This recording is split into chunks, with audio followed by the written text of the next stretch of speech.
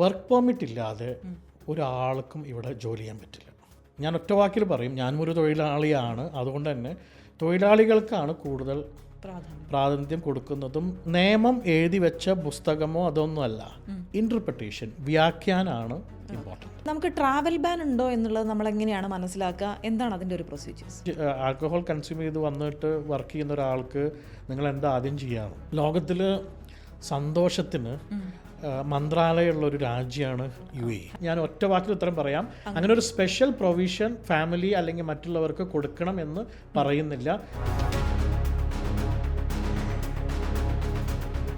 UAEയിൽ ജോലി അന്വേഷിച്ചു വരുന്നവർ, ഇവിടെ ജോലി ചെയ്യുന്നവർ, UAEയിൽ താമസിക്കുന്നവർ അറിയേണ്ട പ്രധാനപ്പെട്ട കാര്യങ്ങൾ, നിയമങ്ങൾ എന്തൊക്കെയാണ്? ഇന്ന് നമുക്കൊപ്പം ഉള്ളത് അഡ്വക്കേറ്റ് ഷബീൽ ഉമ്മറാണ്. സ്വാഗതം. Thank you. ആദ്യം തന്നെ ഞാൻ ചോദിക്കട്ടെ, ഈ UAEയുടെ തൊഴിൽ മേഖല, പ്രത്യേകിച്ച് നമ്മൾ 7 എമിറേറ്റുകളാണ് UAEക്കുള്ളത്. നമുക്ക് ദുബായ് എന്ന് വെച്ച് പറഞ്ഞു തുടങ്ങുകയാണെങ്കിൽ എങ്ങനെയൊക്കെയാണ് UAEയുടെ ഒരു തൊഴിൽ മേഖലയെ നമുക്ക് ഡിഫറൻഷ്യേറ്റ് ചെയ്യാൻ കഴിയുക? ആദ്യമായിട്ട് ഉദ്യോഗാർത്ഥികൾക്ക് വരുന്ന തൊഴിൽ നിയമത്തെക്കുറിച്ച് പറയുമ്പോൾ നമ്മൾ ആദ്യം ഇതിൻ്റെ ഒരു ജോഗ്രഫിക്കൽ എന്ന് പറഞ്ഞാലും നിയമപരമായിട്ടുള്ള ഒരു ജുറിസ്ഡിക്ഷൻ ഉണ്ട്. അത് കൃത്യമായിട്ടും 3 തലങ്ങളാണ്. ഒന്ന് മെയിൻലാൻഡ് എന്ന് നമ്മൾ പറയുന്ന പഴയ മിക്ക സ്ഥലങ്ങളും അടങ്ങുന്ന ആ ഒരു ഏരിയ. രണ്ടാമത് ഫ്രീ സോൺ. പ്രത്യേകമായിട്ട് ഫ്രീ സോൺ നമുക്ക് കേൾക്കാൻ സാധിക്കും എല്ലാ കമ്പനിയുടെ അടിയിലായിട്ട് FZ എന്ന് എഴുതുന്ന കമ്പനികൾ. അതുകൂടാതെ സ്പെഷ്യൽ ഫ്രീ സോൺസ് ഉണ്ട്. അതിപ്പോൾ നിലവിൽ 2 എണ്ണമാണ് ഉള്ളത്. ഒന്ന് DIFC ദുബായിലും ADGM Abu Dhabi global market ഇവർക്കും. അപ്പോൾ ഇതിൽ വ്യത്യാസം എന്ന് അത് പറയുമ്പോൾ തന്നെ പറയേണ്ട കാര്യം, മെയിൻ ലാൻഡിൽ നിയമം UAE ലേബർ ലോ ആണ്. MOHRE എന്ന് പറയുന്ന ഹ്യൂമൻ മന്ത്രാലയം അതാണ്. അതുപോലെ തന്നെ അറബിക് ഭാഷയായിരിക്കും ലിറ്റിഗേഷൻ്റെ ഒരു ഭാഷ, കേസുമായി ബന്ധപ്പെട്ട് കോടതി ഭാഷകളെന്ന് പറയുന്നത് ഔദ്യോഗിക ഭാഷ. ഫ്രീ സോണിനെ സംബന്ധിച്ചിട്ട് എല്ലാം ഇത് തന്നെ, പക്ഷേ മന്ത്രാലയം ഉണ്ടാവില്ല. പകരം അതാത് ഫ്രീ സോണിൻ്റെ അതോറിറ്റി ആയിരിക്കും അവരുടെ ആ ഒരു മന്ത്രാലയത്തിൻ്റെ റോൾ എടുക്കുന്നത്. അതേസമയം നമ്മൾ സ്പെഷ്യൽ ഫ്രീ സോൺ വരുമ്പോഴാണ് ഇത് സത്യം പറയുകയാണെങ്കിൽ ഒരു രാജ്യത്തിൻ്റെ അകത്ത് മറ്റൊരു രാജ്യം എന്ന് വേണമെങ്കിൽ പറയാം. ഇവരുടെ നിയമം വ്യത്യാസമുണ്ട്. ഈ സാധാ UAE ലേബർ ലോ അല്ല ഇവിടെ അനുശാസിക്കുന്നത്. ഭാഷ ഇംഗ്ലീഷാണ്. കോടതികൾ വ്യത്യാസമുണ്ട്. അപ്പോൾ എല്ലാം വേറെ ആയിരിക്കും, ഇതുമായി ബന്ധം ഇല്ല. അപ്പോൾ ഇങ്ങനെയാണ് 3 തലങ്ങൾ. 3 തലങ്ങൾ എന്നുള്ളതാണ്. അപ്പോൾ ജോലി അന്വേഷിച്ച് വരുന്ന ഒരാൾ നമ്മൾ ജോലിക്ക് കയറുമ്പം ഏത് രീതിയിലാണ്, അതായത് ഇപ്പോൾ മെയിൻലാൻഡിലാണോ, ഫ്രീ സോണിലാണോ, സ്പെഷ്യൽ ഫ്രീ സോണിലാണോ എന്ന് അനുസരിച്ചിരിക്കില്ലേ ബാക്കി നിയമങ്ങളും കാര്യങ്ങളും ഒക്കെ? അപ്പോൾ എന്താണ് ഇപ്പോൾ ജോലി അന്വേഷിച്ച് വരുന്ന ഒരാൾ പ്രത്യേകമായിട്ട് ശ്രദ്ധിക്കേണ്ട ഒരു കാര്യം?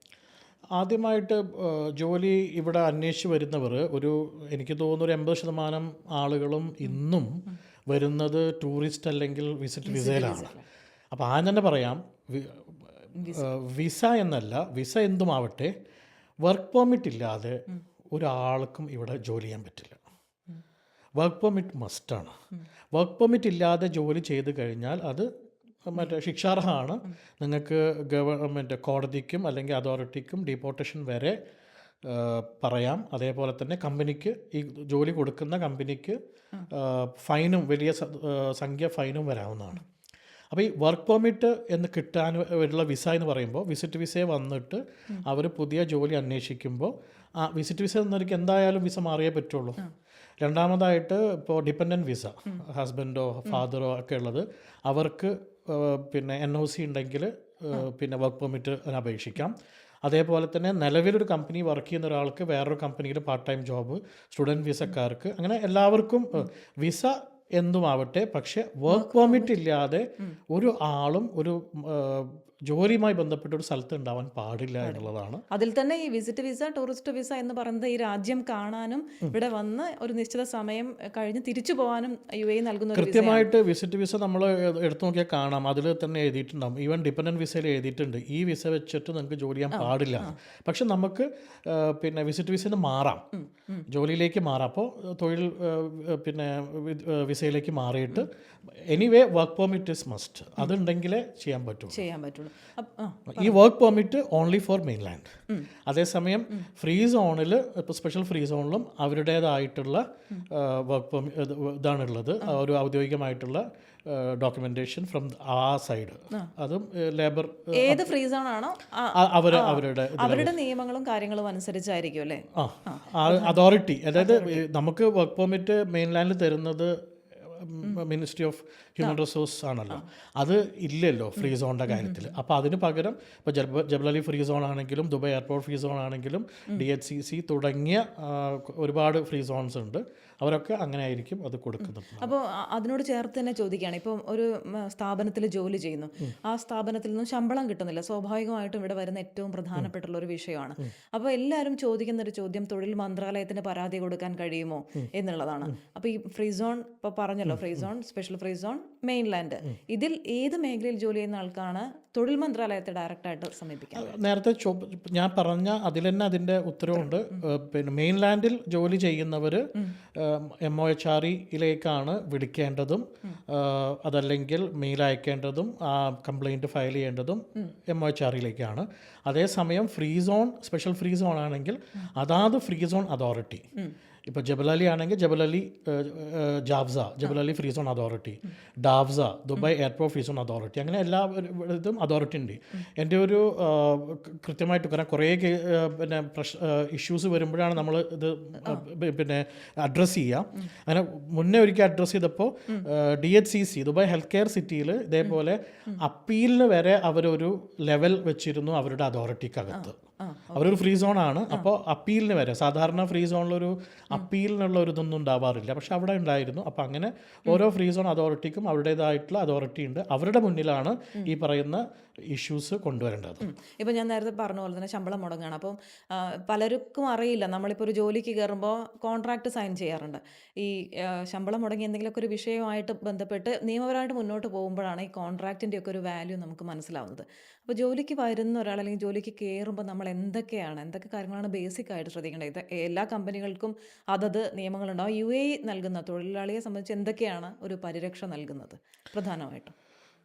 കൃത്യമായിട്ട് പറഞ്ഞാൽ ഇപ്പോൾ നമ്മൾ ഒരുപാട് നാടുകളിലെ, ഇപ്പോൾ ഞാൻ വർക്ക് ചെയ്യുന്ന സ്ഥാപനം മറ്റ് ഇതര രാജ്യങ്ങളിലൊക്കെ ഉള്ളതുകൊണ്ട് അവരുടെ തൊഴിൽ നിയമങ്ങളും നമ്മൾ നോക്കുമ്പോൾ UAE മന്ത്രാലയം അല്ലെങ്കിൽ UAE നിയമം കൃത്യമായി പറഞ്ഞാൽ, ഞാൻ ഒറ്റ വാക്കിൽ പറയും, ഞാനും ഒരു തൊഴിലാളിയാണ്, അതുകൊണ്ട് തന്നെ തൊഴിലാളികൾക്കാണ് കൂടുതൽ പ്രാതിനിധ്യം കൊടുക്കുന്നതും അതുപോലെ തന്നെ ആനുകൂല്യങ്ങളും മറ്റ് പരിരക്ഷയും കൊടുക്കുന്നത്. അത് വർഷം തോറും അത് മാറിക്കൊണ്ടിരിക്കുകയാണ്. ഇപ്പോൾ ഉദാഹരണത്തിന് പറയുകയാണെങ്കിൽ 1980 ഫെഡറൽ ലോ നമ്പർ 8 ആയിരുന്നു നമ്മൾ ഫോളോ ചെയ്തിരുന്നത്. അത് പിന്നീട് ഫെബ്രുവരി 2, 2022 ഫെഡറൽ ലോ നമ്പർ 33 ഓഫ് 2021 പുതിയ നിയമം വന്നു. അതിൻ്റെ ഒപ്പം തന്നെ റെസൊല്യൂഷൻ നമ്പർ 1 ഓഫ് 2022 കൂടി കൂട്ടി വായിക്കണം.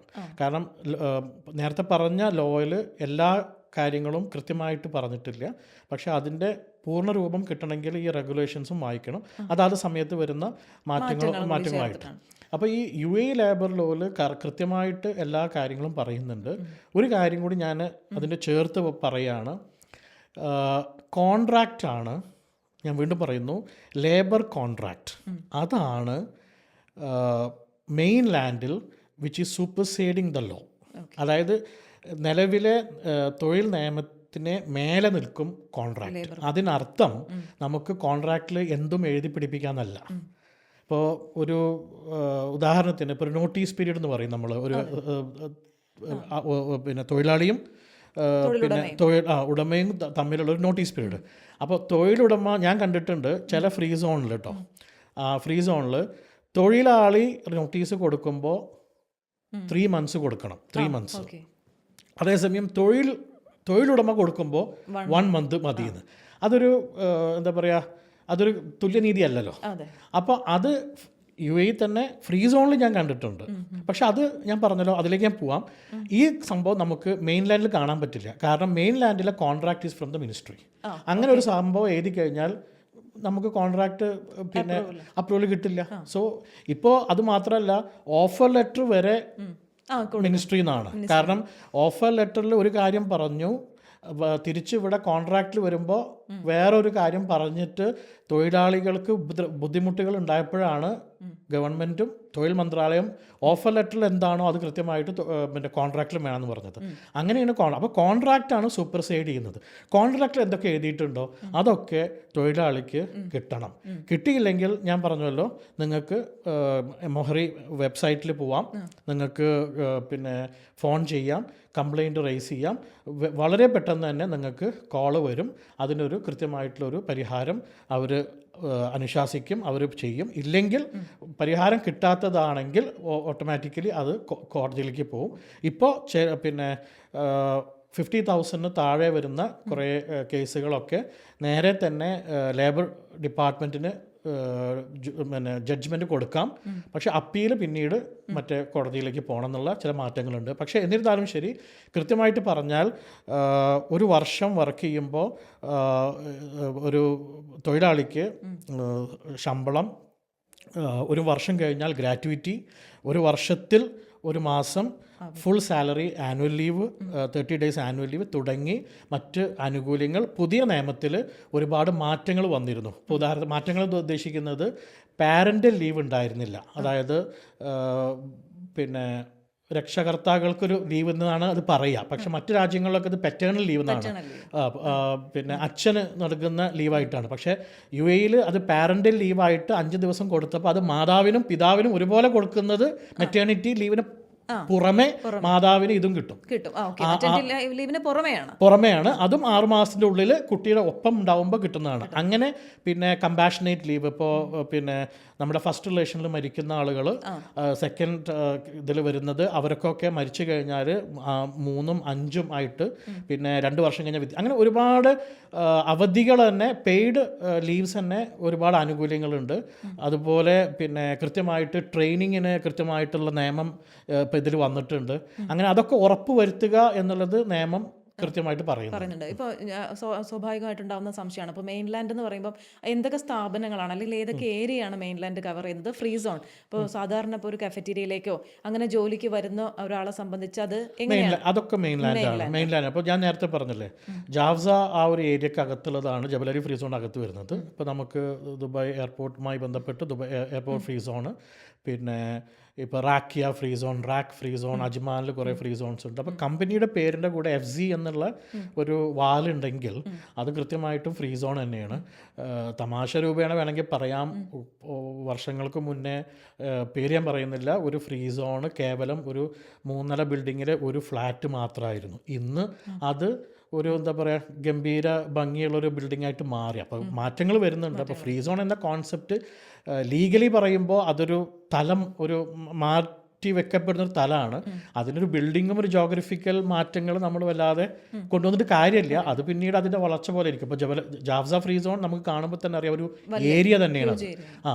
അതേപോലെ ഇപ്പോൾ മറ്റ് നോർത്തേൺ എമിറേറ്റ്സിൽ പല പിന്നെ ഫ്രീ സോൺസും ഇപ്പോൾ അങ്ങനെ വലിയ ബിൽഡിങ്ങുകളിലേക്കൊക്കെ മാറുന്നുണ്ട്. തുടക്കത്തിൽ ചിലപ്പോൾ ചെറിയൊരു മുറിയൊക്കെ ആയിരിക്കാം. ഞാൻ ചോദിക്കാൻ കാരണം, ഇപ്പോൾ സാധാരണ ജോലിക്കായിട്ട് ഇവിടെ വരുന്നവർ, അങ്ങനെ ജോലിക്ക് കയറുന്നവർ പലപ്പോഴും ഈ 30 ദിവസത്തെ ലീവ് ഉൾപ്പെടെയുള്ള കാര്യങ്ങളിൽ അഗ്നരാണ്. അപ്പോൾ ഈ മെയിൻലാൻഡിൽ ജോലി ചെയ്യുന്നവർക്കെല്ലാം നിയമം ഒരുപോലെയല്ലേ? ഇപ്പം കാഫറ്റീരിയ ആണെങ്കിലും അങ്ങനെ വരുന്നവരാണെങ്കിൽ പോലും എങ്ങനെയാണ്? ഞാൻ പറഞ്ഞല്ലോ, മെയിൻലാൻഡിലും ഫ്രീ സോണിലും നിയമം ഒന്നാണ്. ഇനി ഞാൻ നേരത്തെ പറഞ്ഞത് തുടർച്ചയായിട്ട് പറയുന്നു, അതിന് തുടർച്ചയായിട്ട് പറയുന്നു. മെയിൻലാൻഡിൽ കോൺട്രാക്റ്റ് എഴുതിയത് ആണ് സൂപ്പർസൈഡ് ചെയ്യുന്നത്. ഇപ്പോൾ ഉദാഹരണത്തിന് 30 ദിവസമാണ് ആനുവൽ ലീവ്, കോൺട്രാക്റ്റിൽ 45 ദിവസം എഴുതി കഴിഞ്ഞാൽ അത് കൊടുക്കണം. പക്ഷേ അതേസമയം 25 എഴുതിയാൽ അത് നടക്കില്ല. കാരണം വെച്ചാൽ നിയമത്തിന് എതിരാണ്. അപ്പോൾ അതാണ് സൂപ്പർസൈഡ് ചെയ്യുന്നത്. അതേസമയം ഞാൻ നേരത്തെ പറഞ്ഞു, ഫ്രീ സോണിൽ ഞാൻ കണ്ട ഒരു കോൺട്രാക്റ്റിൽ ഈ പറയുന്ന നോട്ടീസ് പീരീഡ് തൊഴിലാളി വ്യത്യാസം ഉണ്ടായിരുന്നു. പക്ഷേ ഇതൊരു പ്രശ്നമാവുമ്പോൾ, ഒരു ഇഷ്യൂ ആയിക്കഴിഞ്ഞാൽ അത് സ്വാഭാവികമായിട്ടും അത് ഫ്രീ സോൺ അതോറിറ്റിയിലേക്ക് പോകും. അതോറിറ്റി പോകുമ്പോൾ അതോറിറ്റിയുടെ മുന്നിൽ വെക്കേണ്ട പോയിന്റ് ഇതാണ്, അതോറിറ്റി ഏതാ എടുക്കുക? കോൺട്രാക്റ്റ് അല്ല എടുക്കുക, അവരെടുക്കുക ലോ ആണ്. അപ്പോൾ തിരിച്ചത് എന്താണ് ലോയിൽ എഴുതിയത്? 30 ദിവസമാണ്, അത് അവർക്ക് ബാധകമായിട്ട് വരും. അപ്പോൾ നിയമം ഈ പറയുന്ന ഫ്രീ സോണിനും മെയിൻലാൻഡിനും ഒന്ന് തന്നെയാണ്. പക്ഷേ കോൺട്രാക്റ്റ് തന്നെയാണ്. അപ്പോൾ സ്വാഭാവികമായിട്ടും ഈ മെയിൻലാൻഡിൽ ജോലി ചെയ്യുന്നവരെ സംബന്ധിച്ച് ഇപ്പോൾ 30 ദിവസത്തെ ലീവ് എന്നുള്ളത് 45 ദിവസമാണ് കോൺട്രാക്റ്റിൽ എഴുതിയെങ്കിൽ അത് കൊടുക്കാൻ തൊഴിലുടമ ബാധ്യസ്ഥരാണ്. നമ്മൾ മ്യൂച്വലി അഗ്രി ചെയ്ത് സൈൻ ചെയ്ത് കഴിഞ്ഞാൽ കൊടുത്തേ പറ്റുള്ളൂ. പിന്നെ പ്രധാനപ്പെട്ട ഒരു കാര്യം നേരത്തെ പറഞ്ഞു, ഇപ്പം മുൻകൂട്ടി അറിയിക്കാതെ ജോലി വിടുക, അത് രണ്ടു പേർക്കും ഇപ്പം നാളെ മുതൽ നീ ജോലിക്ക് വരണ്ട എന്നുള്ളൊരു മെയിൻലാൻഡിലെ ഒരു തൊഴിലുടമയ്ക്ക് പറയാൻ പറ്റുമോ? അതുപോലെ തന്നെ നാളെ മുതൽ ഞാൻ ജോലിക്ക് വരുന്നില്ല എന്നുള്ളത് ഒരു തൊഴിലാളിക്ക് പറയാൻ പറ്റുമോ? അതിൻ്റെ ഒരു നിയമവശം എങ്ങനെയാണ്? അതായത് പിന്നെ ആദ്യം ഞാൻ എപ്പോഴും ഇതുപോലുള്ള ചർച്ചകൾ വരുമ്പോൾ അല്ലെങ്കിൽ ഒരു ആൾ ഒരു ചോദ്യം ചോദിക്കുമ്പോൾ ഞാൻ ആദ്യം ചോദിക്കുന്നൊരു ചോദ്യമുണ്ട്, നിങ്ങൾ തൊഴിലാളിക്ക് വേണ്ടിയിട്ടാണോ തൊഴിലുടമയ്ക്ക് വേണ്ടിയിട്ടാണോ? അപ്പോൾ അത് സത്യം പറയുകയാണെങ്കിൽ ഞാൻ ചോദ്യത്തിനുള്ള ഉത്തരമായിട്ടല്ല, ഒരു പറഞ്ഞു പോവുകയാണ്. വളരെ രസകരമായൊരു സംഭവമുണ്ട് നിയമത്തിൽ. UAE labour law number 33 of 2021 ആണ് ഇവിടെ ബാധകം. ഇപ്പോൾ ഉദാഹരണത്തിന് ഞാനൊരു തൊഴിലാളിയും നിങ്ങൾ എൻ്റെ തൊഴിലുടമയെന്ന് വിചാരിക്കുക. നമ്മൾ തമ്മിലൊരു ഗംഭീര ഇഷ്യൂ വന്നു. ആരെങ്കിലും ഒരാൾ കോടതിയിൽ പോയി, മറുഭാഗം അവിടെ ഉണ്ടായിരിക്കുമല്ലോ, ഡിഫെൻഡ് ചെയ്യണം. നമ്മൾ രണ്ടുപേരും പറയുന്നത് ഒരേ പുസ്തകമാണ്, number 33 of 2021, same law book, same article. ഇപ്പോൾ നിങ്ങൾ പറഞ്ഞ ടെർമിനേഷൻ വിത്തൗട്ട് നോട്ടീസ് ആണെങ്കിൽ ആർട്ടിക്കിൾ 44, ആർട്ടിക്കിൾ 44 നിങ്ങളും അതന്നെ പറയും, ഞാനും അതന്നെ പറയും. പിന്നെ എങ്ങനെയാണ് എൻ്റെ പിന്നെ നീതി അറിയുമ്പോൾ നിങ്ങൾക്കെതിരായിരിക്കും, അല്ലെങ്കിൽ തിരിച്ച്. അപ്പോൾ എല്ലാവരും ചോദിക്കുന്ന ചോദ്യമുണ്ട്, അതെങ്ങനെയാണെന്ന്. അതുകൊണ്ടാണ് ഞാൻ പറയുന്നത്, നിയമം എഴുതി വെച്ച പുസ്തകമോ അതൊന്നുമല്ല, ഇൻ്റർപ്രിട്ടേഷൻ, വ്യാഖ്യാനാണ് ഇമ്പോർട്ടൻറ്റ്. ഞാൻ എങ്ങനെ അതിനെ എനിക്ക് അനുകൂലമായിട്ട് വ്യാഖ്യാനിക്കുന്നു, നിങ്ങൾ എങ്ങനെ നിങ്ങൾക്കായിട്ട് വ്യാഖ്യാനിക്കുന്നു, അതാണ് അത് നീതിപീഠം എങ്ങനെ കേൾക്കുന്നു, അതിൻ്റെ പിന്നെ എല്ലാ സത്തവും പിന്നെ തെളിവും കാര്യങ്ങളൊക്കെ വെച്ചിട്ട് അവിടെ ചെയ്യും. ഇതേപോലെ ഒരു തൊഴിലുടമ തൊഴിലാളിയെ ഒഴിവാക്കണമെങ്കിൽ നോട്ടീസായിട്ട് ഒഴിവാക്കാം, നോട്ടീസ് കൊടുക്കാതെയും ഒഴിവാക്കാം. ഈ നോട്ടീസ് കൊടുത്ത് ഒഴിവാക്കുന്നതെന്ന് പറയുമ്പോൾ അതിന് കൃത്യമായ കാരണം എന്തായാലും വേണം. അത് ഇപ്പോൾ ഉദാഹരണത്തിന് ഒരു സ്റ്റാഫ് ഒരു ഡിസിപ്ലിനറി ആയിട്ടുള്ള ഒരു സംഭവം ചെയ്തു എന്തെങ്കിലും, അപ്പോൾ അതിനൊരു വാണിംഗ് കൊടുത്തു, രണ്ടാമത്തെ വാണിംഗ് കൊടുത്തു, മൂന്നാമത്തെ വാണിങ്ങോട് കൂടി ആളെ ഒഴിവാക്കാം. പക്ഷെ അത് കൃത്യമായിട്ട് ആ വാണിംഗ് ലെറ്റേഴ്സ് മാൻഡേറ്ററി ആണ്. അപ്പോൾ അത് എങ്ങനെ എഴുതണം എന്നുള്ളതും കൃത്യമാണ്. കാരണം ചില സമയത്ത് ആദ്യം ആരും ഒരു ചെറിയൊരു ഒഫൻസ് വന്നു കഴിഞ്ഞാൽ അത് കാര്യമായിട്ട് എടുക്കില്ല. ഇപ്പം ഞാനും ഒരു കമ്പനിയിൽ പിന്നെ HR ഇരിക്കുന്നത് കാരണം എനിക്കറിയാം, ആദ്യമായിട്ട് വരുന്ന ഒരു സംഭവത്തെ നമ്മൾ ലാഘവത്തോടെ എടുക്കുക. പക്ഷെ അവിടെ നമ്മൾ രണ്ടാമത് ഇയാൾ ഇത് റിപ്പീറ്റ് ചെയ്യുമ്പോൾ നമ്മൾ എന്ത് ചെയ്യണം? രണ്ടാമത്തെ ഒഫൻസ് രണ്ടാമതാണ്, പക്ഷെ നമ്മൾ കൊടുക്കുന്ന വാണിംഗ് ലെറ്ററിൽ ആദ്യത്തേത് ഓറലി കൊടുത്തത് രണ്ടാമത്തത് ഇതാണ് എന്ന് മെൻഷൻ ചെയ്യണം. ഇനി മറ്റൊരു കാര്യമുണ്ട്, ഇത് കൊടുക്കുമ്പോൾ തന്നെ ഇത് അവർ വായിച്ചു അല്ലെങ്കിൽ അത് ഒപ്പിട്ട് വാങ്ങണോ എന്നുള്ള കുറച്ച് ചോദ്യങ്ങളുണ്ട്. അപ്പോൾ അതിന് ചെയ്യേണ്ടതെന്ന് വെച്ചാൽ നമ്മളിത് അയക്കുമ്പോൾ തന്നെ ഒരു വരി കൂട്ടി എഴുതി വെക്കുക, 24 hours അല്ലെങ്കിൽ 48 hours ഉള്ളിൽ നിങ്ങളിതിന് മറുപടി അയച്ചില്ലെങ്കിൽ നിങ്ങളത് അംഗീകരിച്ചു എന്ന് കരുതേണ്ടി വരും എന്നുള്ളൊരു പോർഷനോട് വെച്ച് കഴിഞ്ഞാൽ അത് ശരിയായിരിക്കും. പക്ഷേ മറുഭാഗത്തോടെ ഞാൻ പറയാനുള്ളത്, വ്യക്തികൾ ആരായാലും ശരി, നിങ്ങൾക്ക് ആരുടേക്കെന്നായാലും എവിടെ നിന്നായാലും ശരി, മെയിലോ കോളോ വന്നാൽ അത് അവോയ്ഡ് ചെയ്യരുത്, അത് അഡ്രസ്സ് ചെയ്യണം എന്ന് തന്നെയാണ് ഞാനിപ്പോഴും പറയാം. അങ്ങനെ 3 നോട്ടീസ് കൊടുത്തിട്ട് നിങ്ങൾക്ക് ഒരാളെ ഒഴിവാക്കാം. അത് കൃത്യമായിട്ട് 30 days നോട്ടീസ് പീരീഡ്, കോൺട്രാക്റ്റിൽ എന്താണോ എഴുതിയിട്ടുള്ളത് അത് പ്രകാരം കേട്ടോ. ഇപ്പോൾ 30 ആണെങ്കിൽ 30, അതാണ്. അല്ലെങ്കിൽ ഇത് ഇനി ഇൻ കേസ് ഈ 30 days നോട്ടീസ് പീരീഡ് പിന്നെ നിങ്ങൾക്ക് നിൽക്കാൻ പറ്റില്ല, നിങ്ങൾക്ക് തൊഴിലുടമയോട് പറയാം, എനിക്ക് 15 daysനുള്ളിൽ മാറണം, അതിനെന്തെങ്കിലും വകുപ്പുണ്ടെന്ന് വെച്ചാൽ വകുപ്പുണ്ട്. അത് എന്താണെന്ന് വെച്ചാൽ ബാക്കി 15 ദിവസത്തെ ഫുൾ സാലറി കമ്പനിക്ക് കൊടുക്കുക എന്നുള്ളതാണ് തൊഴിലാളി ചെയ്യേണ്ടത്. അങ്ങനെയും നമുക്കത് അഡ്ജസ്റ്റ് ചെയ്യാം. പിന്നെ ഉള്ളത് തൊഴിലാളി ഒഴിവാക്കുന്നത്, ഇപ്പോൾ കുറച്ച് ദിവസം മുന്നേ ഒരു കേസ് ഉണ്ടായിരുന്നു, സ്റ്റാഫിനെ കംപ്ലൈൻറ്റ് ചെയ്തു, പിറ്റേ ദിവസം ഇവർ ടെർമിനേഷൻ കൊടുത്തു. പക്ഷെ ആൾക്ക് പറഞ്ഞ സ്ഥിതിക്ക് ഒരുപാട് പ്രശ്നങ്ങൾ ഈ സ്റ്റാഫ് അവരെ കമ്പനിയിൽ ഉണ്ടാക്കിയിട്ടുണ്ട്. പക്ഷെ അതിനൊന്നും ഒരു വാണിങ്ങും ഒന്നും ചെയ്തിട്ടില്ല. പക്ഷെ ഇയാളെ ഒഴിവാക്കാൻ വേണ്ടിയിട്ട് ഇവരിങ്ങനെ ആലോചിച്ചിരിക്കുകയായിരുന്നു അത്രേ. പക്ഷെ എപ്പോഴാണോ കേസ് കൊടുത്ത് ഇവർക്ക് മെസ്സേജ് വന്നത് ഫോണിലേക്ക്, നിമിഷ നേരം കൊണ്ട് അവർ ടെർമിനേറ്റ് ചെയ്തു വിത്തൗട്ട് നോട്ടീസ്. അവിടെ എന്താ സംഭവിക്കുന്നത്? ഇത് വിത്തൗട്ട് നോട്ടീസ് എന്ന് പറയുമ്പോൾ ആർട്ടിക്കിൾ 44 പ്രകാരമാണ് ലേബർ ലോയിൽ നമുക്ക് നോട്ടീസ് ഇല്ലാതെ, അതിന് കുറേ കാര്യങ്ങളുണ്ട്. ഇപ്പോൾ ഉദാഹരണത്തിന് പിന്നെ എംപ്ലോയറെ അസോൾട്ട് ചെയ്യുക, അല്ലെങ്കിൽ കമ്പനിയുടെ രഹസ്യങ്ങൾ പുറത്താക്കുക, ഒരു നമ്പർ ഓഫ് ഇതുണ്ട്. പിന്നെ ഫേക്ക് സർട്ടിഫിക്കറ്റ്സ്, കമ്പനിക്ക് മെറ്റീരിയൽ ലോസ് ഉണ്ടാക്കുന്ന ഒരുപാട് കാര്യങ്ങളുണ്ട്. അതല്ലെങ്കിൽ അപ്പോൾ ഇങ്ങനെ ആർട്ടിക്കിൾ 44 നമ്പർ ഓഫ് റീസൺസിൽ പെടാത്ത ഒരു റീസൺ വെച്ചിട്ട് നിങ്ങൾ ഇദ്ദേഹത്തെ, അതല്ലെങ്കിൽ ഞാൻ നേരത്തെ പറഞ്ഞല്ലോ ഈ ഡിസിപ്ലിനറി ആക്ഷൻ, അങ്ങനത്തെ ചെറിയൊരു അത്ര ഗൗരവമില്ലാത്തൊരു ഇത് വെച്ചിട്ട് നിങ്ങൾ ഇദ്ദേഹത്തെ ടെർമിനേറ്റ് ചെയ്യുമ്പോൾ എംപ്ലോയിക്ക്, തൊഴിലാളിക്ക് ഇതിനെ ചലഞ്ച് ചെയ്യാം. എങ്ങനെ? അവർക്ക് പറയാം this is arbitrary termination. Arbitrary termination എന്ന് പറയുമ്പോൾ കൃത്യമായ കാരണങ്ങളില്ലാത്ത ഒഴിവാക്കലാവുമ്പോൾ 3 മാസത്തെ സാലറി വരെ കൊടുക്കേണ്ടി വരും. അതായത് ഇപ്പോൾ 3 മാസത്തെ വരെ എന്ന് പറയുമ്പോൾ മാക്സിമം 3 മാസം. പക്ഷേ ഇദ്ദേഹത്തിൻ്റെ കോൺട്രാക്ട് കഴിഞ്ഞ് 2 മാസമേ ഉള്ളൂ വെച്ചെങ്കിൽ അത് കൊടുത്താൽ മതി, അല്ലെങ്കിൽ 1 മാസം ഉള്ളൂ വെച്ചെങ്കിൽ അത് കൊടുത്താൽ മതി. പക്ഷേ ഒരു 6 മാസം 7 മാസമൊക്കെ ഉള്ള ആളാണെങ്കിൽ 3 months ആർബിട്രറി ടെർമിനേഷൻ ആണെങ്കിൽ ഇത് കൊടുക്കേണ്ടി വരും. ഇതാണ് തൊഴിലാളിയുടെ ഭാഗത്തുനിന്നും ഒഴിവാക്കുമ്പോൾ ഉള്ള കാര്യങ്ങൾ. ഇനി തൊഴിലാളി ഇനി പിന്നെ തൊഴിലാളി ഒഴിവാകുമ്പോൾ ഉള്ള കാര്യങ്ങൾ എന്ന് പറയുമ്പോൾ നമുക്ക് കൃത്യമായിട്ടും ഒരു നോട്ടീസ് പീരീഡ് എത്രയാണോ കോൺട്രാക്റ്റിൽ എഴുതിയിട്ടുള്ളത് അത് തന്നെയാണ്. അതായത് ഇപ്പോൾ എനിക്ക് ഒരു ജോലി വിടണം, അപ്പോൾ ഞാൻ ഒരു മാസം മുൻപേ അറിയിക്കാം എന്നാണ് കോൺട്രാക്റ്റിലെങ്കിൽ ആ ഒരു മാസം മുന്നേ കൃത്യമായിട്ട് അറിയിക്കാം. പിന്നെ ഇതാണ് കാരണം എന്നുള്ളത്. അപ്പോൾ അതിന് ചേർത്ത് പറയേണ്ട ഒരു കാര്യമുണ്ട്. ഇത് എപ്പോഴും നടക്കും. അതായത് 6 മാസം കഴിഞ്ഞാലാണ് ഈ പറയുന്ന 1 മാസം അല്ലെങ്കിൽ 3 മാസം എഴുതിയത്. പ്രൊബേഷണറി പീരീഡിനകത്താണെങ്കിൽ 14 ദിവസം മതി. 14 ദിവസത്തെ നോട്ടീസേ കൊടുക്കേണ്ടതുള്ളൂ. തിരിച്ചും എങ്ങനെയാണ്? നമുക്ക് ആ ജോലി സെറ്റ് ആവുന്നില്ല അല്ലെങ്കിൽ 14 days നോട്ടീസ് പീരീഡ് ആണ് കൊടുക്കേണ്ടത്. ഇരുഭാഗത്തും 14 days നോട്ടീസ് തന്നെ കൊടുക്കേണ്ടത്. അത് പ്രൊബേഷനകത്താണെങ്കിൽ. അതല്ലെങ്കിൽ 30 ദിവസം. ഇനി ഞാൻ പറഞ്ഞല്ലോ, നേരത്തെ അവർക്ക് പറഞ്ഞത് ഇവിടെയും ബാധകമാണ്. 2 കൂട്ടർക്കും ഇപ്പോൾ ഞാൻ സ്റ്റാഫിനെ എനിക്ക് കാണണ്ട, ചില വാശികളും ചില ഈഗോസൊക്കെ വരുമ്പോൾ നമ്മൾ പറയും നിങ്ങൾ റിസൈൻ ചെയ്തു, ഓക്കെ, ഇനി പക്ഷെ നിങ്ങൾ വരണ്ട എന്ന് പറഞ്ഞാലും 1 month സാലറി കൊടുക്കണം. നോട്ടീസ് പീരീഡ് എന്തായാലും ഈതർ പേയ്മെന്റിലൂടെ അല്ലെങ്കിൽ വർക്ക് ചെയ്തിട്ടോ ചെയ്യണം. മറ്റൊരു കാര്യം ഇപ്പോൾ പറഞ്ഞല്ലോ, ഇപ്പം 2 പേര് തമ്മിലുണ്ടാവുന്ന ഒരു കശവിശ, പക്ഷേ തൊഴിലാളിയെ സംബന്ധിച്ച് മറ്റുള്ളവരുടെ മുന്നിൽ വെച്ച് തൊഴിലുടമ അപമര്യാദയായിട്ട് സംസാരിക്കുക, ഷൗട്ട് ചെയ്യുക, അതിനൊക്കെ എന്താണ് UAE ലോ പറയുന്നത്? അങ്ങനെ ചെയ്യാൻ പാടുള്ളതാണ്? അല്ല, ഇതിൽ 2 കാര്യമുണ്ട്. പിന്നെ ഈ പറയുന്ന തൊഴിലുമായി ബന്ധപ്പെട്ട കാര്യങ്ങൾ മാത്രമാണ് തൊഴിൽ നിയമത്തിൽ പറയുന്നുള്ളൂ. അതായത് തൊഴിലാളി എന്ന നിലയിൽ പ്രതിപാദിക്കുന്ന കാര്യങ്ങൾ. ഇപ്പോൾ നിങ്ങളുടെ ജോബുമായി ബന്ധപ്പെട്ടിട്ട് ഇത് ചെയ്യുക അല്ലെങ്കിൽ അങ്ങനൊക്കെ. പക്ഷെ അവിടെയൊക്കെ വ്യക്തിപരമായിട്ട് വരുമ്പോൾ അതിന് വേറെ എന്താ പറയുക നിയമങ്ങളും കാര്യങ്ങളും ഉണ്ട്. ഇപ്പോൾ തെളിവുകൾ ഒരു ഭാഗമാണ്, ഒരുപാടുണ്ട്. അപ്പോൾ ഞാൻ പറഞ്ഞു വരുന്നത് വെച്ചാൽ നമ്മൾ ഈ പറയുന്നത് സംസാരിക്കുന്നതും തൊഴിൽ നിയമത്തെക്കുറിച്ച് മാത്രമാണ്. പക്ഷേ ഒരു തൊഴിലാളിയും തൊഴിൽ ഉടമയും തമ്മിൽ ഇത് മാത്രമല്ല. ഇപ്പോൾ എസ്പെഷ്യലി നമ്മളൊക്കെ എക്സ്പാറ്റ്സ് ആണ്. അപ്പോൾ ഇന്ത്യൻ ഡയസ്പോറ ഇവിടെ വലിയൊരു കമ്മ്യൂണിറ്റിയാണ്.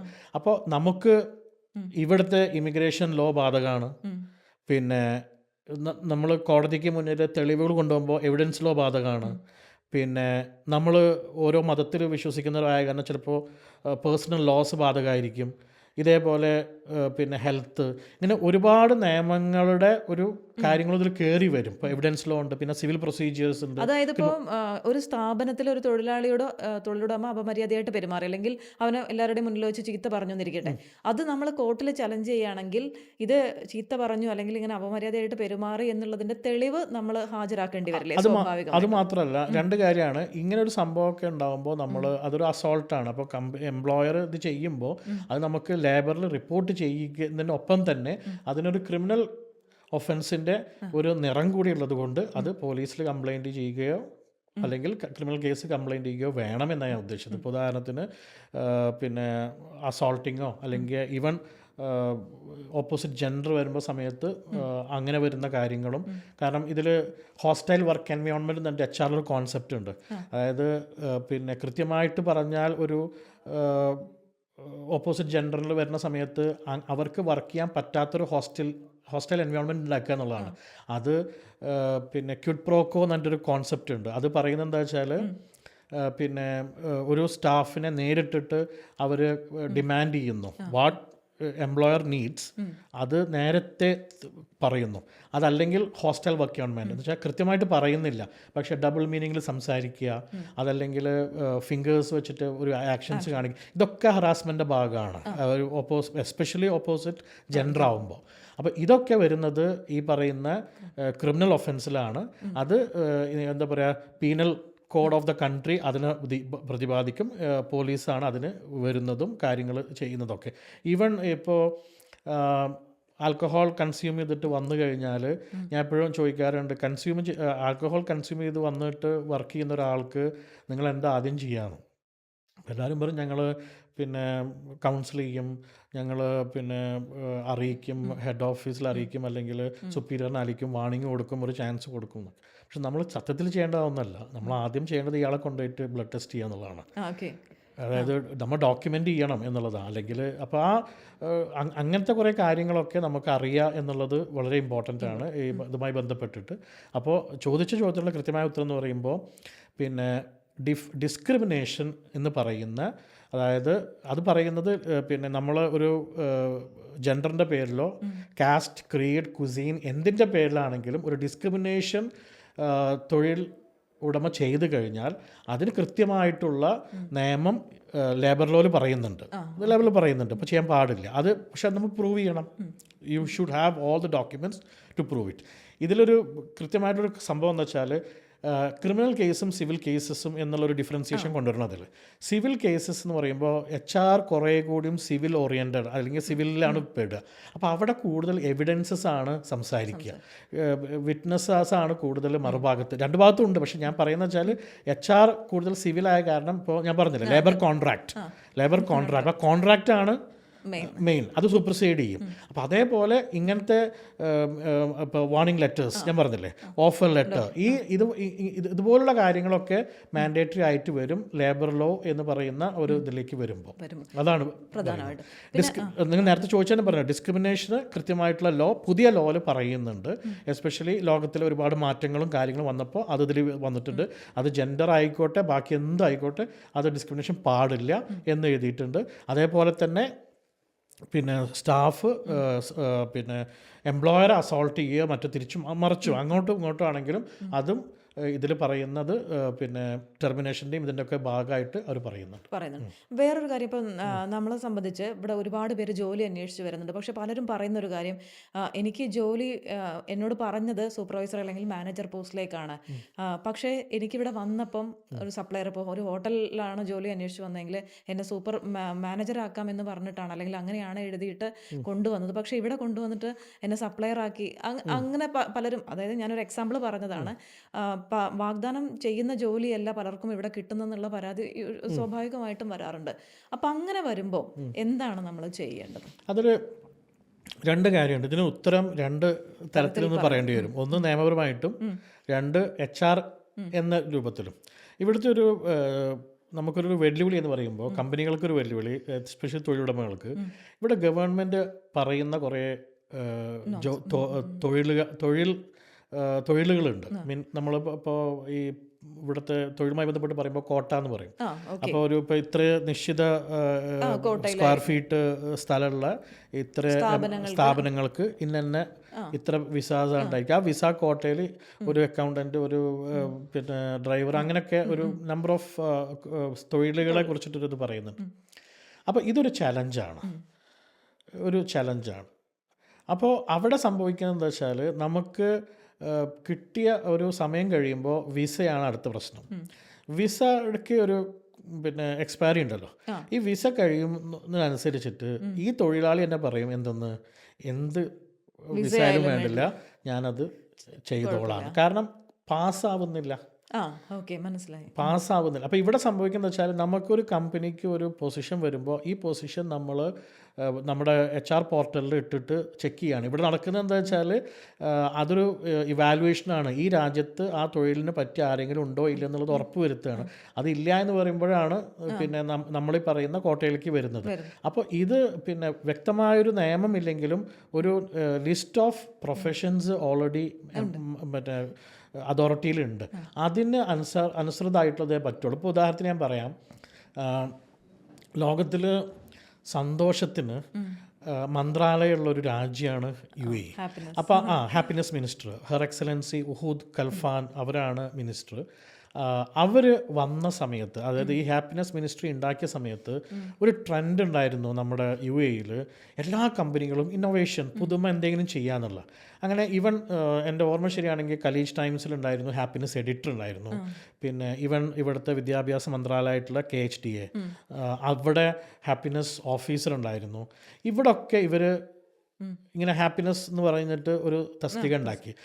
അന്ന് ഞാൻ കൃത്യമായിട്ട് ഗവർണിംഗ് ബോർഡിൽ ഉണ്ടായിരുന്ന 2-3 സ്കൂൾസ് ഉണ്ടായിരുന്നു. അവരോട് പറഞ്ഞിരുന്നു ഞാൻ, ഈ സ്കൂൾസിൽ കൗൺസിലേഴ്സ് ഉണ്ടല്ലോ, അതേപോലെ തന്നെ പിന്നെ സൈക്കോളജിസ്റ്റ്, അവർക്ക് പകരം നിങ്ങൾ ഹാപ്പിനെസ് ഓഫീസർ എന്നാക്കൂ.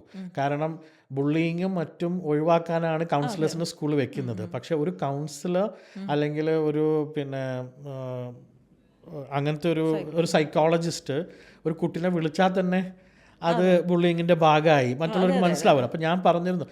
പക്ഷേ ഇന്നും ഹാപ്പിനെസ് ഓഫീസർ അല്ലെങ്കിൽ ഹാപ്പിനെസ് എക്സിക്യൂട്ടീവ് എന്ന് പറഞ്ഞിട്ടൊരു തസ്തിക നമ്മുടെ ആർക്കും കിട്ടിയിട്ടില്ല. ഇപ്പം ഈ പറയുന്ന even Khaleej ടൈംസോ what ever entity അവർക്കൊന്നും ഉണ്ടായിട്ടുണ്ടാവില്ല. അപ്പോൾ അതൊരു നെയിം സേക്ക് എന്ന രൂപത്തിൽ വെക്കുന്നതായിരിക്കാം.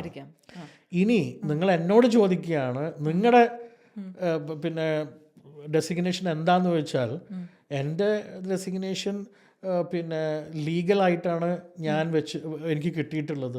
അപ്പം അതെന്ന് പറയുമ്പോൾ നമ്മൾ പറയാലോ, ഇവിടെ HR വർക്ക് ചെയ്യുന്നവർക്കൊക്കെ അറിയാം, ആരും പഴയ ഒരു designation with reference to Emirates ID ഒന്നും ചെക്ക് ചെയ്യാൻ പോകുമെന്ന് എനിക്ക് തോന്നുന്നില്ല. But to a certain extent maybe, correct me if I am wrong.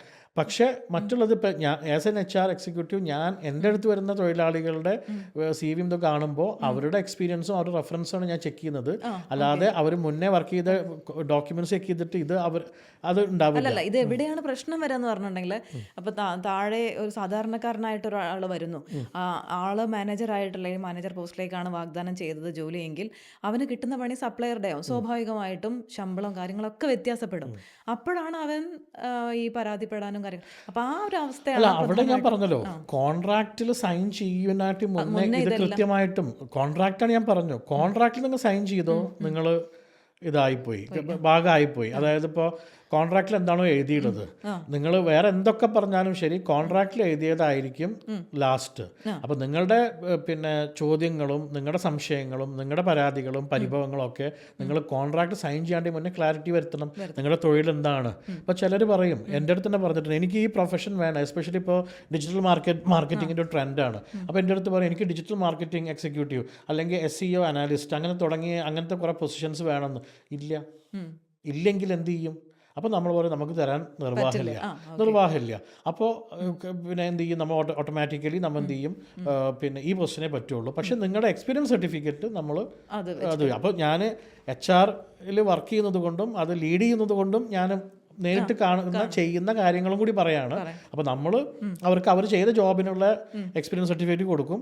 അപ്പോൾ നിങ്ങൾ ചോദിക്കും, അപ്പോൾ ഇദ്ദേഹത്തിൻ്റെ വാലിഡ് ഡോക്യുമെൻസിലും നിങ്ങളുടെ എക്സ്പീരിയൻസ് സർട്ടിഫിക്കറ്റിലും പിന്നെ കോൺട്രഡിക്ഷൻ വരില്ല എന്ന് ചോദിക്കുമ്പോൾ സത്യമാണ്. പക്ഷേ ഇങ്ങനെ ഒരു ഇതുണ്ട്. ഇപ്പോൾ നമുക്ക് എന്താ പറയുക, don't ask me which company, 700-800 സ്റ്റാഫുള്ള ഒരു കമ്പനിക്ക് ഒരു ട്രെയിനിങ് മാനേജറെ ചോദിച്ചിട്ട് പിന്നെ കിട്ടാത്തത് കൊണ്ട് he started working with another designation.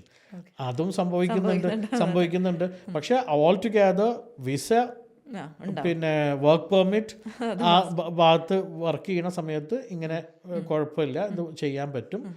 പിന്നെ ജോബിൽ എവിടെയാണ് നമ്മളത് വരുത്തുന്നത്? പിന്നെ ചില ജോബ്സ് ഉണ്ട്, അപ്പോൾ ആസ് എ മെഡിക്കൽ ഫീൽഡിൽ അദ്ദേഹത്തിന് ലൈസൻസ് ഉണ്ടെങ്കിലേ ചെയ്യാൻ പറ്റുള്ളൂ. ടീച്ചേഴ്സിനും ഇപ്പം അത് വരുന്നുണ്ട്, ലോയേഴ്സിനും കുറേയൊക്കെ വന്നിട്ടുണ്ട്.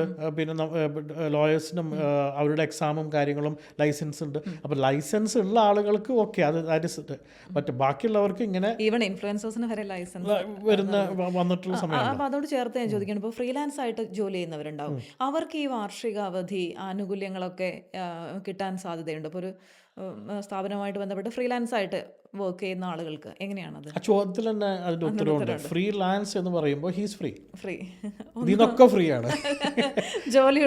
ജോലി ഉൾപ്പെടെ ഫ്രീ ആണ്. അതായത് പിന്നെ തൊഴിൽ നിയമങ്ങളൊന്നും അവർക്ക് ബാധകമല്ല, അൺലെസ് അവർ ഒരു കമ്പനിയുമായിട്ട് തൊഴിൽ പിന്നെ കരാറ് ഇല്ലെങ്കിൽ, ഇപ്പം ഞാൻ നിങ്ങൾക്ക് വേണ്ടിയിട്ടൊരു ഫ്രീലാൻസ് വർക്ക് ചെയ്യുകയാണ്, നമ്മൾ തമ്മിൽ ഒന്നും നടക്കില്ല. ഇതിന് ഞാൻ വേറൊരു ഉദാഹരണം പറഞ്ഞുതരാം.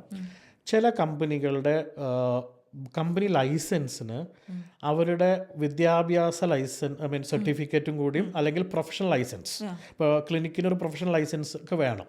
അപ്പോൾ ചില കമ്പനികൾ ചെയ്യാറുണ്ട്, ഈ എടുക്കുന്ന തൊഴിലാളി maybe doctor, maybe engineer, ഇവർക്കൊക്കെയാണ് വരുന്നത്, അവരുടെ ലൈസൻസ് കൂടി, പ്രൊഫഷണൽ ലൈസൻസ് കൂടി ഇതിൽ ഭാഗമായിരിക്കും, അതൊരു കമ്പനി ലൈസൻസിൻ്റെ ഭാഗമായിരിക്കും. അപ്പോൾ അതിന് വേറൊരു പേയ്മെൻറ്റ്, പിന്നെ എംപ്ലോയ്മെൻറ്റിന് വേറൊരു ഇത്.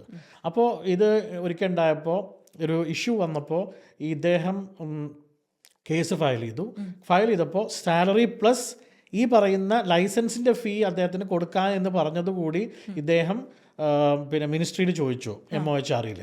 അപ്പോൾ മിനിസ്ട്രിയുടെ ഉത്തരവാണ്, നിങ്ങൾക്ക് സാലറി അതാണ് നമ്മൾ തമ്മിലുള്ള റിലേഷൻ ഈ ഒരു നിയമത്തിൻ്റെ പരിധിയിൽ വരുന്നത്, ദാറ്റ് വി വിൽ കൺസിഡർ. പക്ഷേ നിങ്ങളുടെ ലൈസൻസിനുള്ള ഫീ എന്ന് പറയുന്നത് it's A separate commercial contract, അത് കമേഴ്ഷ്യൽ ലോയിലാണ് നിങ്ങൾ അത് സിവിൽ പ്രൊസീജിയേഴ്സ് പ്രകാരം you can apply in the civil court and get the things done. അപ്പോൾ അതേപോലെ ഫ്രീലാൻസ് എന്ന് പറയുന്നത് ഇതുമായിട്ട് ബന്ധമില്ല, പക്ഷേ അറ്റ് ദ സെയിം ടൈം അവരൊരു കമ്പനിയുമായിട്ട് തൊഴിലുമായി ബന്ധപ്പെട്ടുള്ള ഇതൊരു സൈൻ ചെയ്യുകയോ, അപ്പോൾ ഞാൻ പറഞ്ഞല്ലോ, ഇപ്പോൾ ഒരു NOC, ഒരു ഡിപ്പെൻഡൻറ്റ് വിസയുള്ള ആളോ സ്റ്റുഡൻറ്റ് വിസയുള്ള ഒരു വിദ്യാർത്ഥിയോ അവർക്ക് ജോലി ചെയ്യാനുള്ളതുണ്ടെങ്കിൽ അവർ NOC കൊണ്ടുവന്നാൽ നമുക്ക് വർക്ക് പെർമിറ്റ് കിട്ടും. വർക്ക് പെർമിറ്റ് കിട്ടിയാൽ അതേ കമാൻഡർ ലേബർ ലോ ആ പ്രൊവിഷൻസിൽ വരും. നമുക്ക് ട്രാവൽ ബാൻ ഉണ്ടോ എന്നുള്ളത് നമ്മൾ എങ്ങനെയാണ് മനസ്സിലാക്കുക? എന്താണ് അതിൻ്റെ ഒരു പ്രൊസീജിയേഴ്സ്? ഏറ്റവും ഈസി മെത്തേഡ് ഇന്നെന്ന് പറയണമെങ്കിൽ പിന്നെ ദുബായിലാണെങ്കിൽ Dubai police, Abu Dhabi Abu Dhabi judicial department ആണെങ്കിൽ ആ വെബ്സൈറ്റിൽ കയറിയിട്ട് ഇപ്പം നമ്മൾ സിമ്പിളായിട്ട് ഇപ്പോൾ സാധാരണക്കാർക്ക് ഇപ്പോൾ ഇതൊന്നും ഓർമ്മിക്കണമെന്നില്ല, നിങ്ങൾ travel ban how to check in UAE അല്ലെങ്കിൽ ദുബായ് അബുദാബി അടിച്ചാൽ വരും. അടിച്ചു കഴിഞ്ഞാൽ ഇതിപ്പോൾ ദുബായ് പോലീസിലാണെങ്കിൽ നമുക്ക് അടിച്ചു കഴിഞ്ഞാൽ അവിടെ പിന്നെ സർക്കുലേഴ്സ് എന്ന് പറയുന്ന ഒരു പോർട്ടലുണ്ട്, അത് സെർച്ചിൽ തന്നെ വിടാം, ഇത് നോക്കി കണ്ടില്ലെങ്കിൽ. അതിൽ നിങ്ങൾ എമിറേറ്റ്സ് ID നമ്പർ കറക്റ്റായിട്ട് കൊടുത്തു കഴിഞ്ഞാൽ OTP വരും. ഇതിനൊക്കെ പ്രൈം ഇമ്പോർട്ടൻറ്റ് സംഭവം എന്താ വെച്ചാൽ ഈ പറയുന്ന കംപ്ലീറ്റ് ഇപ്പോൾ ലേബർ ലോ എല്ലാം കൂട്ടി പറയുമ്പോൾ ഞാൻ പറയും, നമ്മുടെ എമിറേറ്റ്സ് IDയുമായിട്ട് ലിങ്ക് ചെയ്തിട്ടുള്ള മൊബൈൽ നമ്പർ വലിയൊരു ഇഷ്യൂ ആണ് എല്ലാവർക്കും. കാരണം നമ്മൾ ആദ്യം വന്നിട്ട് നമുക്ക് സ്വന്തമായിട്ട് അതൊരു കോൺട്രഡിക്ഷനാണ്, നമുക്ക് ഓൾറെഡി ഇവിടെ ഇതില്ല, അപ്പോഴാണ് നമ്മളൊരു പിന്നെ മൊബൈൽ നമ്പർ എടുക്കുക, അത് വേറെ ആരും പേരിലായിരിക്കും. അപ്പോൾ ആ മൊബൈൽ നമ്പർ ആയിരിക്കും കൊടുത്തിട്ടുണ്ടാവുക. അപ്പോൾ നമ്മൾക്ക് പിന്നീട് എന്ത് ചെയ്യണം എന്ന് വെച്ചാൽ ഈ ലിങ്ക് നമ്മൾ മാറ്റിയിട്ട് ഈ നമ്പർ മാറ്റണം, എമിറേറ്റ്സ് ഐഡിയുമായിട്ട് ലിങ്ക് ചെയ്യുന്ന നമ്പർ ഉപയോഗിക്കണം. ഇല്ലെങ്കിൽ കുറേ കഴിഞ്ഞിട്ട് എല്ലാ പർപ്പസിനും ഇപ്പോൾ OTP നമ്മൾ ചെയ്യുമ്പോൾ വരുമ്പോൾ ബുദ്ധിമുട്ടായിരിക്കും. അപ്പോൾ അങ്ങനെ ട്രാവൽ ബാൻ ചെക്ക് ചെയ്യുമ്പോൾ ഈ OTP വരുന്ന നമ്പറിലേക്ക് വരിക. പലർക്കും ഞാൻ നോക്കുമ്പോൾ ഈ OTP നമ്പർ ഇപ്പോൾ യൂസ് ചെയ്യുന്ന നമ്പറല്ല, പഴയ PRO നമ്പറൊക്കെ ആയിരിക്കാം. എസ്പെഷ്യലി ഇപ്പോഴും എനിക്കറിയാം മൊബൈൽ നമ്പർ ഇപ്പം നമ്മൾ പറയുമല്ലോ ഒരുപാട് മാറ്റങ്ങൾ വന്നു, ഒരുപാട് ഇതൊക്കെ ഉണ്ടെങ്കിലും ഇന്നും ഞാൻ കാണുന്നത് ഇപ്പോൾ നമുക്ക് വർക്ക് ചെയ്യുന്ന കമ്പനിയിൽ ബേസിക് ലെവലിൽ സ്വന്തമായിട്ട് മൊബൈൽ നമ്പറും ഇമെയിൽ ID വരെ ഇല്ലാത്ത ആളുകളുണ്ട്. അപ്പോൾ അവർക്കൊക്കെ ഇത് ബുദ്ധിമുട്ടായിട്ട് വരും. അപ്പോൾ അത് മെയിനായിട്ടൊന്ന് ലിങ്ക് ചെയ്ത് കഴിഞ്ഞാൽ ഇതിൽ ചെക്ക് ചെയ്താൽ കിട്ടും. ഇല്ലെങ്കിൽ നിങ്ങൾ നേരിട്ടിട്ട് എമിഗ്രേഷൻ ഓഫീസസിൽ പോയി കഴിഞ്ഞാലും നിങ്ങൾക്ക് ഇത് അറിയാൻ പറ്റും കാര്യങ്ങൾ എന്താണ് എന്നുള്ളത്. അതിനിപ്പോൾ UAEയിലാണെങ്കിൽ GDRFA വെബ്സൈറ്റ് മുഖാന്തരം, മറ്റ് നോർത്തേൺ എമിറേറ്റ്സും മറ്റൊക്കെ ആണെങ്കിൽ ICP ഇതിൽ പോയിട്ട് നിങ്ങൾക്ക് ചെയ്യാം. പോലീസ് വെബ്സൈറ്റ് ആയിരിക്കും ഏറ്റവും ഈസി ആയിട്ട്. ഒരു കാര്യം കൂടി ചോദിക്കാം, ഈ അവധിയുമായിട്ട് ബന്ധപ്പെട്ടുള്ളതാണ് രണ്ട് കാര്യങ്ങൾ. സ്കൂൾ അവധി വരുന്നത് ഇവിടെ ജൂലൈ ഓഗസ്റ്റ് മാസങ്ങളിലാണ്, പിന്നെ ഡിസംബറിലും ആണ് വരുന്നത്, പിന്നെ മാർച്ച് ഏപ്രിൽ ആ സമയത്ത്. അപ്പം സ്വാഭാവികമായിട്ടും കുടുംബമായിട്ട് താമസിക്കുന്നവർ ആ സമയത്താണല്ലോ നാട്ടിലേക്ക് പോകുന്നതിന് അല്ലെങ്കിൽ അവധി ആഘോഷിക്കാൻ പോകുന്നതിന് പ്രിഫർ ചെയ്യുന്നത്. അങ്ങനെ വരുമ്പോൾ വേറെ ഒരു രണ്ട് വ്യക്തികൾ ഒരേ സമയം ലീവ് അപ്ലൈ ചെയ്യുന്നു, അതിലൊരാൾ കുടുംബമായിട്ട് താമസിക്കുന്ന ഒരാളും ഒരാൾ ഇവിടെ ബാച്ചിലറായിട്ട് താമസിക്കുന്ന ഒരാളുമാണെങ്കിൽ ഈ കുടുംബമായിട്ട് താമസിക്കുന്ന ആൾക്ക് ഈ അവധി കൊടുക്കാൻ എന്തെങ്കിലും അങ്ങനെ അവർക്ക് മുൻതൂക്കം കൊടുക്കണം എന്ന് UAE ലോ പറയുന്നുണ്ടോ? UAE labour law annual leave സംബന്ധിച്ചിട്ട് ഇങ്ങനെ ഒന്നും പറയുന്നില്ല. ആദ്യമായിട്ട് പറയുന്നത് ഇപ്പോൾ നമുക്ക് പ്രാക്ടിക്കൽ സംഭവം കൂടി നോക്കണം. അപ്പോൾ നമ്മളിപ്പോൾ ഒരു വെബ്സൈറ്റോ അല്ലെങ്കിൽ ഒരു പിന്നെ ആപ്പൊക്കെ ഉപയോഗിച്ചിട്ടാണ് ഇപ്പോൾ കൂടുതൽ കമ്പനികൾ വർക്ക് ചെയ്യുന്നപ്പോൾ.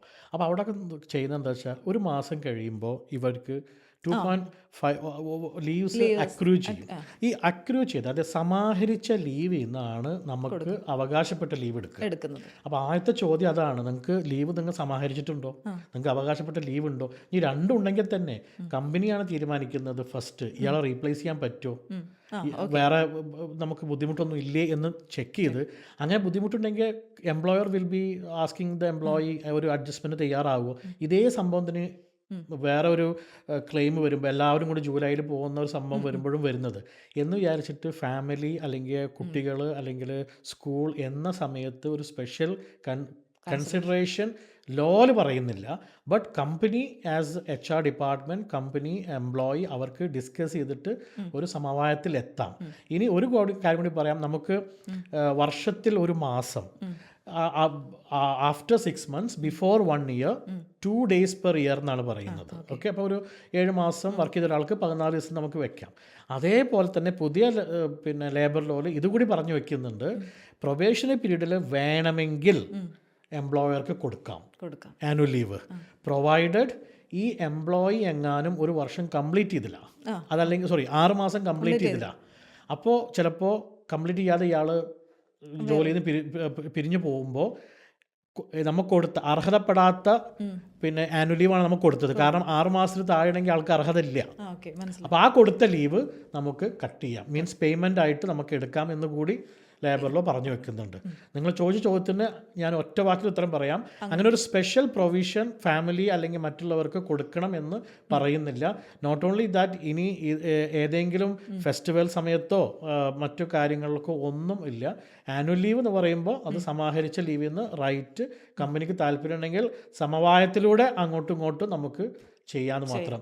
ഒരു കാര്യം കൂടി, 15 days ഓഫ് ആനുവൽ ലീവ് ഒരു വർഷത്തത് അടുത്ത വർഷത്തേക്ക് ക്യാരി ഫോർവേഡ് ചെയ്യാൻ പറ്റുമെന്ന് പറയുമെങ്കിൽ കൂടി പിന്നെ അതിനെ ഇപ്പോൾ ചില കമ്പനികളൊക്കെ 2 വർഷം കൂടുമ്പോഴേ കൊടുക്കുന്നുള്ളൂ, എസ്പെഷ്യലി റീറ്റെയിൽ ഇൻഡസ്ട്രിയിലൊക്കെ.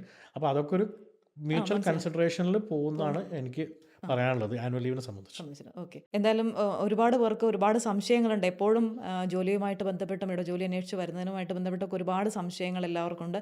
അപ്പോൾ ഇനി ഒരിക്കൽ കൂടുതൽ വിശദമായിട്ട് നമുക്ക് സംസാരിക്കാം. Anyway, thank you so much. Okay.